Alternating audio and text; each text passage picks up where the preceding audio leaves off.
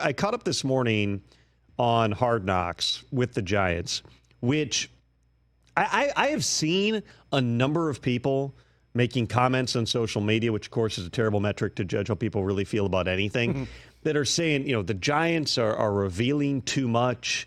Why are they putting themselves out there like this? And this looks bad. I'm here to tell you, and yes, I'm biased on this because as somebody who works on this side of the industry, I want the good content. I want the most interesting stuff possible. This is, in my opinion, the best behind the scenes football show if you really want to learn how the NFL works that I've ever seen. I think it's better than certainly the recent years of the Hard Knocks training camp where you have to go back to probably the Joe Philbin Dolphins to really see guys getting cut on camera and kind of the more negative things, because a lot of teams just don't want to have that. The Cleveland Browns one with Hugh Jackson, Todd Haley going back and forth in meetings, that one was a more revealing one. But in terms of how NFL teams actually go about building their roster, this is unbelievable access that the Giants have provided. And to the extent that people sit here and go, well, they shouldn't put this out there. Now everybody knows how they value different players. So what?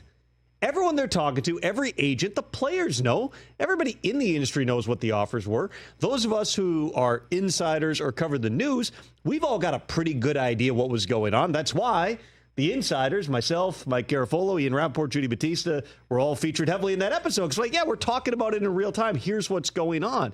What's different here is to actually hear things come out of the mouths of Brian Daboll and Joe Shane and Brandon Brown, John Mara, Kevin Abrams, the whole gang there. I think that it's such a fascinating look, and it sheds light on how difficult the job is, particularly around events like free agency. Because like Joe Shane said, in the draft, once you're on the clock, you've got control over everything. Free agency is, the initial wave is like 48 hours of semi-controlled chaos.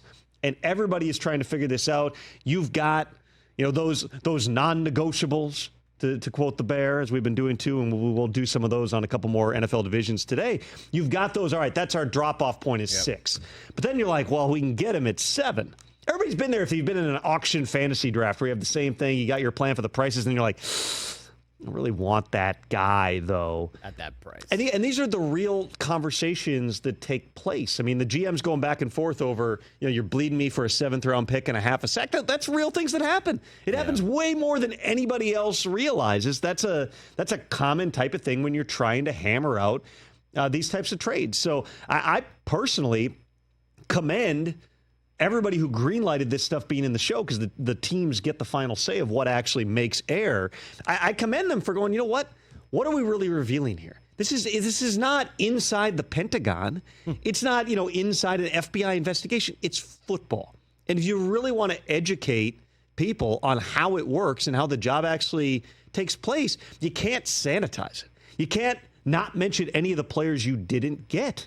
Now, what happens on the field is going to dictate how history reflects on the Saquon Barkley decision, which was the most consequential thing on episode 3 that aired last night. I watched it on my phone on Max earlier today, which was because I couldn't figure out how to log in on the computer the entire night. My wife couldn't, sign off on the 5 different double factor authentication or whatever to prove that I really deserved to be there.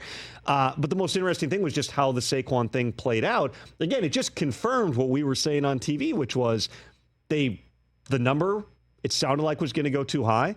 They wanted Saquon to go out, find out what the number was, and then come back to him. The Eagles ended up making an offer that went way beyond what New York was going to do, and they got a guy in Motor Singletary who they'd had in Buffalo who they thought was a really good player. And so they bring him in. It's not that they think that Singletary is a better player than Saquon or that Saquon couldn't have been important. Yeah, 2 more years and Saquon could have been in the Ring of Honor, but at what cost to the team? That's the key part of all this. It's not, well, you said Saquon to be a Ring of Honor player. Why don't you re-sign him? We already heard Joe Shane say the analytics, the numbers all say 27-year-old running backs, they're a bad investment. They were willing to go as far as they did a year ago on multiple occasions, going all the way back to the bye week in 2022. They made another run at it in March of 2023 to get Saquon done. They made another run in July of 2023. Once they tagged Saquon, though, in that March, they were never going to offer more money in July because the leverage when you tag a guy at $10 million, it actually goes down for the player. So you get to that point. they would have made an offer if Saquon said, hey, I want to be there if you match this. It didn't really get there. Ed Berry, his agent for CAA, is a pretty transparent type of guy. You heard him telling Joe Shane, here's what the numbers are. Here's what it's going to take. It's not a guarantee that you get him if you go there, but this is where we think it's going to land. Now Saquon's an Eagle. Either he plays awesome and it's egg on the Giants' face, or he doesn't play well and the Giants look like they dodged a bullet.